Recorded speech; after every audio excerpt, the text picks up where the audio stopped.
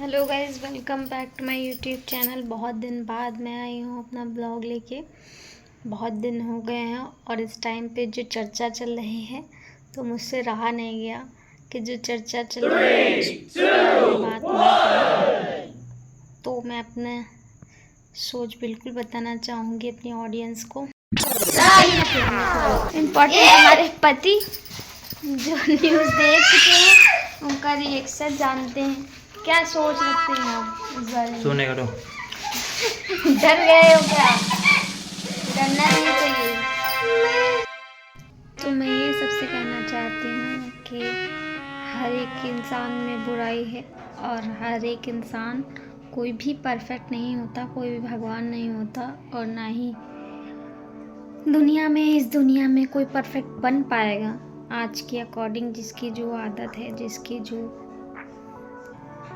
Intention है, तो उस हिसाब से इंसान अपना अपना लाइफ जी रहा है।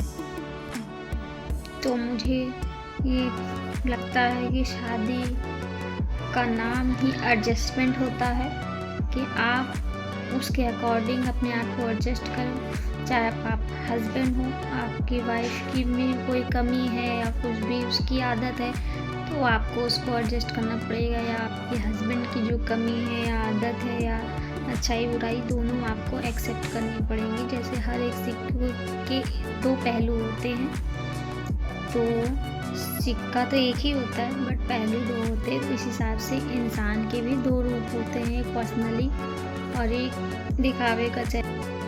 तो गाइस, मेरा ये मानना है कि शादी जिससे होती है तो आपको कोई भी दूध का धुला या देवता नहीं मिल जाएगा, ना आपको सती सावित्री या कोई देवी मिल जाएगी कि किसी की कोई सोच नहीं है या आपसे बिल्कुल मैच खाती हो या आपके अकॉर्डिंग ही चलेगा कोई, या आप पति को अपने वश में कर लोगी, तो ऐसा कुछ भी नहीं होने वाला है।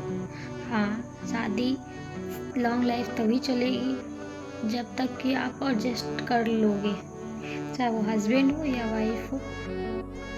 तो आपको पता करना पड़ेगा अपने लाइफ पार्टनर के नेचर को और उसको समझना पड़ेगा कि उसको क्या अच्छा लगता है क्या नहीं है। आपको अपनी वाइफ के बारे में ही समझना पड़ेगा कि उसकी क्या राय है, और हर चीज़ों में दोनों की राय लेना बहुत ज़रूरी होती है। जिसका भी जो भी कोई भी काम हो तो दोनों की राय बहुत ज़रूरी होती है आगे अच्छी लाइफ जीने के लिए।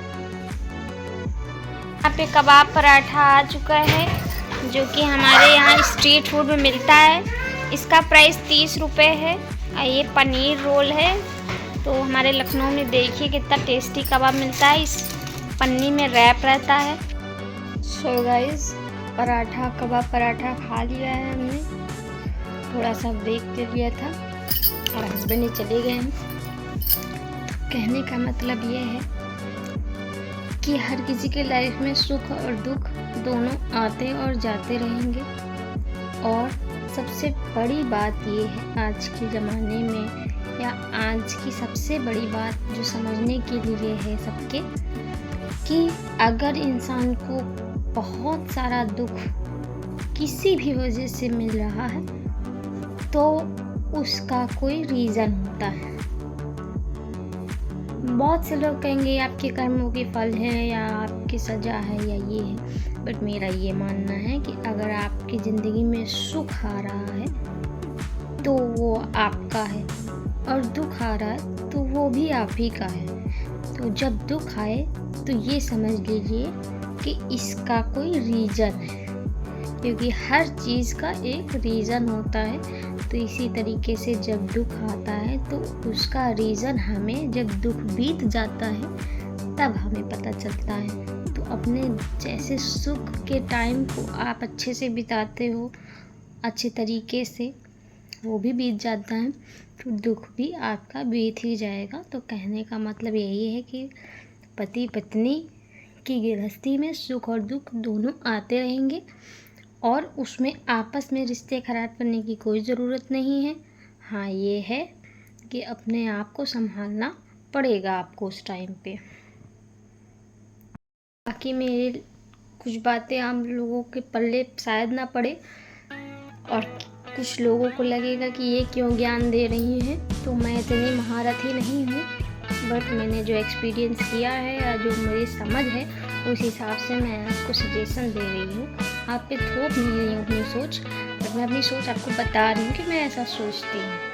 तो मेरी वीडियो को अगर आप लोग को अच्छा लगे तो प्लीज़ हमारे को सपोर्ट करिए, हमारे चैनल को ढेर सारा प्यार दीजिए और वीडियो पसंद आए तो लाइक शेयर सब्सक्राइब ज़रूर करिए।